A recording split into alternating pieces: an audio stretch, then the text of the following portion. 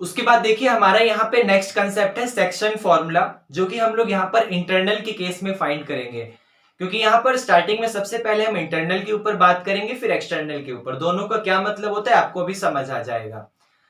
सबसे पहले सेक्शन फॉर्मूले के ऊपर जानते हैं। जैसा कि आप देख सकते हैं सेक्शन फॉर्मूला है, मतलब कोई ना कोई फॉर्मूला होगा, लेकिन वो फॉर्मूला किस कंडीशन पे वैलिड होता है, क्या क्या उसके रूल है, क्या क्या उसकी जो भी रेगुलेशन है, उसको हम लोग पहले यहाँ पे समझेंगे। मान लीजिए आपके पास कोई भी एक लाइन सेगमेंट है, आपके पास कोई भी एक लाइन सेगमेंट है, और आप जानते हैं लाइन सेगमेंट उसको कहते हैं एक ऐसी लाइन को जिसका स्टार्टिंग और एंडिंग पॉइंट दोनों होता है। तो मैंने लेट करा कि इसका स्टार्टिंग पॉइंट जो है उसका कोऑर्डिनेट x1, y1 है, और इसका जो ये लास्ट पॉइंट है उसका कोऑर्डिनेट यहां पर x2, y2 है। मतलब मैंने एक लाइन सेगमेंट लिया जिसका एक कोऑर्डिनेट x1, y1 है और एक कोऑर्डिनेट x2, y2 है।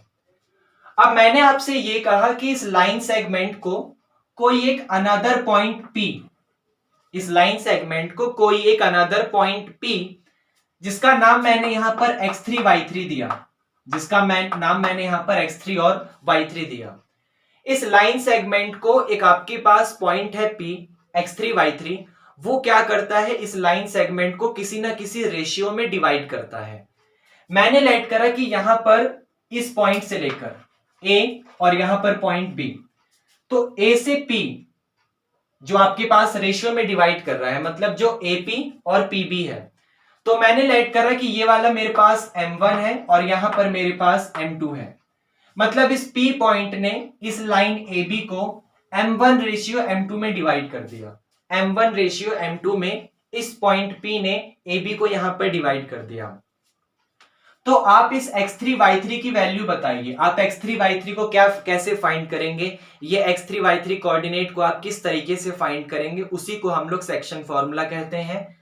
जहां पर इस x3, y3 को फाइंड करने का एक सॉल्यूशन आता है, मतलब एक फॉर्मूला होता है, वो ये m1 x2 plus m2 x1 और divided by m1 plus m2, और वैसे ही यहां पे m1 y2 plus m2 y1 और डिवाइडेड बाय यहां पर m1 प्लस m2। ये आपके पास मैंने एक फॉर्मूला लिखा है।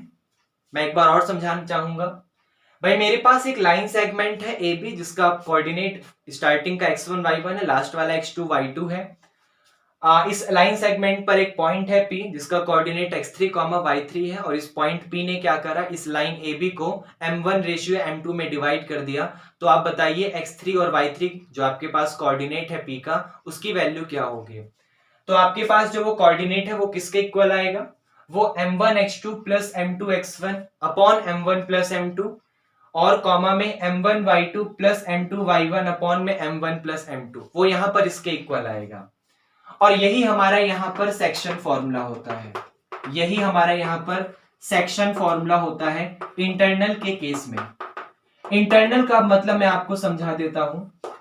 भाई जैसे इस लाइन सेगमेंट को इस P ने अंदर की तरफ से रेशियो में डिवाइड करा, ऐसा भी हो सकता था कि एक लाइन सेगमेंट को आपके पास कोई एक बाहर की तरफ पॉइंट है P, मैंने इसका नाम दिया बाहर की तरफ पॉइंट P। अब इस लाइन सेगमेंट को ये बाहर वाला पॉइंट P क्या कर रहा है, m1 रेशियो m2 में डिवाइड कर रहा है। मतलब मैं ऐसे ले सकता हूं कि ये वाला m1 हो जाए, ये वाला m2 हो जाए, वो बात की बात है। अभी एक्सटर्नल के बारे में हम बात नहीं कर रहे हैं, बस आपको एक्सटर्नल और इंटरनल का मतलब समझाना था। तो इंटरनल का मतलब लाइन सेगमेंट अंदर से डिवाइड होती है, एक्सटर्नल का मतलब लाइन सेगमेंट उस लाइन के बाहर की किसी अनदर पॉइंट से डिवाइड होती है। तो अभी एक्सटर्नल वाला आपके केस में नहीं है, उसे हम लोग अभी बाद में देखेंगे। इंटरनल की बात करते हैं। तो इंटरनल में आप इस फॉर्मूले को याद रखेंगे, m1 x2 plus m2 x1 upon m1 plus m2, comma m1 y2 plus m2 y1 upon m1 plus m2। मतलब अगर आपको ये वाला कोऑर्डिनेट x3 फाइंड करना है तो आपको इस वाले फॉर्मूले को अप्लाई करना पड़ेगा, और अगर आपको ये वाला पॉइंट y3 फाइंड करना है तो आपको इस वाले फॉर्मूले को अप्लाई करना पड़ेगा। अगर दोनों के दोनों को फाइंड करना है कोऑर्डिनेट में, तो ये दोनों फॉर्मूला एक साथ कोऑर्डिनेट के अंदर लगाना पड़ेगा। क्या ये आपको समझ आया? ओके, ध्यान से देखिएगा, जैसे यहां पर लिखा हुआ है m1 और m2, ये क्या है, ये रेशियो को बता रहा है। मतलब यहाँ पर m1 रेशियो m2 का मतलब है m1 अपॉन में m2। जैसे मैंने लेट करा कि किसी एक लाइन सेगमेंट को किसी पॉइंट ने 2:3 में क्या कर दिया, 2:3 में उसको डिवाइड कर दिया। इसका मतलब ये m1 यहाँ पर 2 आ जाएगा और m2 यहाँ पर 3 आ जाएगा।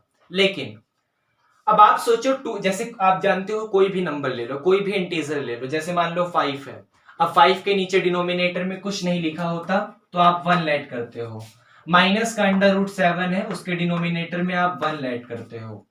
वैसे ही यहाँ पर m1 रेशियो m2 की वैल्यू 2/3 या फिर 2:3 थी। अगर मैंने इस 2:3 को पूरा का पूरा एक कंप्लीट नंबर लेट कर लिया, मैंने लेट करा कि 2:3 को k लेट कर लिया।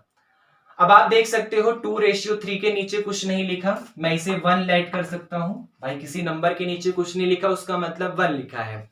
तो यहां पर 2/3 के नीचे कुछ नहीं लिखा, मैंने 1 लेट कर लिया, तो यहां पर भी k के नीचे आपका 1 आ जाएगा। और आपको पता है 1 से डिवाइड करने पर वही सेम टू सेम नंबर आता है, उसमें कोई प्रॉब्लम नहीं होती। इसका मतलब ये जो 2/3 लिखा था वो कुछ और नहीं, उसको मैं k/1 भी नाम दे सकता हूं, उसको मैं k/1 भी नाम यहां पर दे सकता हूं।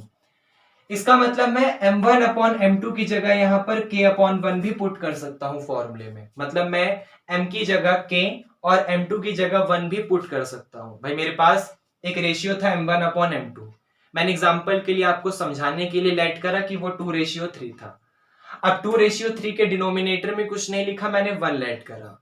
अब 2:3 है तो कोई ना कोई एक नंबर ही, मतलब ये जो 2/3 है वो है तो कोई ना कोई एक नंबर ही। मैंने उसको यहां पर k नाम दिया, उसके डिनोमिनेटर में कुछ नहीं लिखा था, मैंने 1 लेट कर लिया। तो पहले जो आपका ये m1/m2 था, अब वो आपका यहां पर k/1 बन चुका है।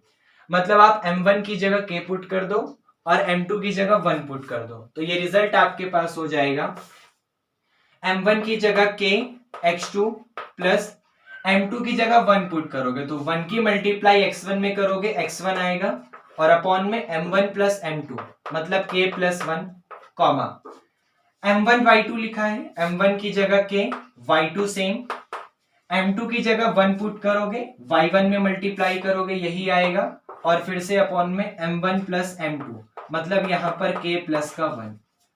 अब आप देख सकते हो आपके पास ये भी एक सेक्शन फॉर्मूला था और ये भी एक सेक्शन फॉर्मूला है। बस दोनों में क्या चेंज है, बस दोनों में क्या डिफरेंस है कि यहां पर रेशियो को मैंने m1 रेशियो m2 माना है और यहां पर मैंने इसको k/1 माना है। मैंने इसको k/1 माना है क्योंकि जैसे लेट करो 5/9 है तो 5/9 को मैं 5/9/1 भी लिख सकता हूं। तो इस पूरे के पूरे नंबर को मैंने k नाम दिया, इसको मैंने 1 नाम दिया, तो k/1 आ गया। तो इसको यहां पर क्यों लेट करा, क्योंकि ऐसे क्वेश्चन को सॉल्व करने पर बहुत इजीली सॉल्व हो जाता है, वरना इस तरीके से भी सॉल्व होगा, बस वहां पर कैलकुलेशन थोड़ी सी लंबी जाती है। और जब आप इस तरीके से सॉल्व करते हैं तो आपका रिजल्ट बहुत ही आसानी से सॉल्व हो जाता है। तो ये भी आपके पास x3y3 के इक्वल था और यहाँ पर ये वाला कोऑर्डिनेट भी आपके पास x3y3 के इक्वल है। क्या ये आपको समझ आया? उसके बाद हम लोग यहाँ पर अपने मिड पॉइंट फॉर्मूले की तरफ देखेंगे, जो कि हम लोग यहाँ पर सेक्शन फॉर्मूले से ही फाइंड कर सकते हैं। मतलब अपने मिड पॉइंट फॉर्मूले को, जो कि हम लोगों ने 9th क्लास में भी पढ़ा हुआ है कि अपना किसी का मिड पॉइंट निकालना है तो सब उतने को जोड़ के उतने ही टोटल नंबर से डिवाइड कर दो, इस तरीके का। तो उसको हम लोग सेक्शन फॉर्मूले से देखेंगे। आप ध्यान से देखिए, मान लीजिए आपके पास एक लाइन सेगमेंट है, ये वाला, ये पॉइंट है A और यहाँ पर ये वाला पॉइंट है B, जिसका कोऑर्डिनेट है आपके पास x1 y1 और इसका कोऑर्डिनेट है आपके पास यहाँ पर x2 y2 और ये पॉइंट है आपके पास P, जिसका मतलब है यहाँ पर x3 y3। ये आपके पास यहाँ पर एक लाइन सेगमेंट है जिसको इंटरनली किसी एक अनदर पॉइंट P ने डिवाइड कर। अब मिड पॉइंट की बात हो रही है, मिड पॉइंट का मतलब बिल्कुल बीच में, मतलब यहां से यहां तक का रेशियो आपस में सेम होगा। मतलब अगर आप एपी का रेशियो पीबी के साथ निकालेंगे तो वहां पर वो सेम आएगा। सेम होने का मतलब दोनों आपस में इक्वल है और जैसे ही दोनों आपस में इक्वल होंगे वो कैंसिल हो जाएगा। कैंसिल होने का मतलब आपका ऊपर भी 1 बचेगा और नीचे भी 1 बचेगा। मतलब यहां से यहां तक का रिजल्ट अगर 2 है तो यहां से यहां तक का रिजल्ट भी 2 होगा। अगर यहां से यहां तक का रिजल्ट 10 है तो यहां से यहां तक का रिजल्ट भी 10 होगा। तो वही चीज लिखा है, 10/10 लिखो, 2/2 लिखो, उसका मतलब यहाँ पर आपका 1 ही आ जाएगा। क्योंकि 10 से 10 कैंसिल, बचा क्या 1/1 बचा। इसका मतलब यहाँ पर रेशियो कुछ और नहीं, आपका 1:1 है, 1:1 है। अब आप यहाँ पे फॉर्मूला अप्लाई कर सकते हो, आप चाहो तो वो m1 वाला फॉर्मूला अप्लाई करो, आप चाहो तो वो x2 वाला k वाला फॉर्मूला अप्लाई करो, एक ही बात है। अगर मान लो मैंने k वाला लिया तो आपके पास फॉर्मूला हो जाएगा kx2 plus x1 divided by k plus 1 comma ky2 plus y1 divided by k plus 1। आप देख सकते हो यहाँ पर k की वैल्यू तो 1 ही है और 1 तो आपका 1 होता ही है, मतलब k की वैल्यू 1 आ गई, 1 तो आपका 1 होता ही है। और अगर आपने ये वाला करा होता m1x2 plus m2x1 divided by m1 plus m2 comma m1y2 plus m2y1 divided by m1 plus m2, अगर आपने ये करा होता तब भी आपके पास यहाँ पर वही रिजल्ट आता, क्योंकि m1 भी आपका 1 है और m2 भी आपका यहाँ पर 1 है, तो फिर भी ये m1 भी 1 m2 भी 1, अगर आप k से काम करते हो तब भी k आपका 1 है और 1 तो आपका 1 है ही है। तो चलो पुट करते हैं यहाँ पर, मतलब यहाँ भी 1 आ जाएगा और m2 की जगह भी 1, m1 की जगह भी 1 और m2 की जगह भी 1, तो आपके पास आ गया यहाँ पर 1 की x2 में करोगे x2, 1 की ये m1 x2 m2 x1, 1 की x1 में करोगे x1 अपॉन में 1 प्लस 1 मतलब 2, 1 की y2 में करोगे y2, 1 की y1 में करोगे y1 अपॉन में m2 प्लस m1 मतलब 1 प्लस 1 2।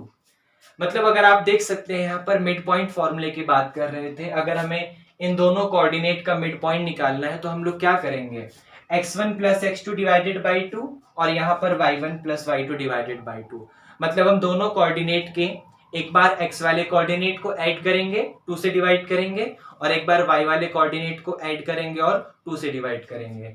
क्या ये आपको समझ आया?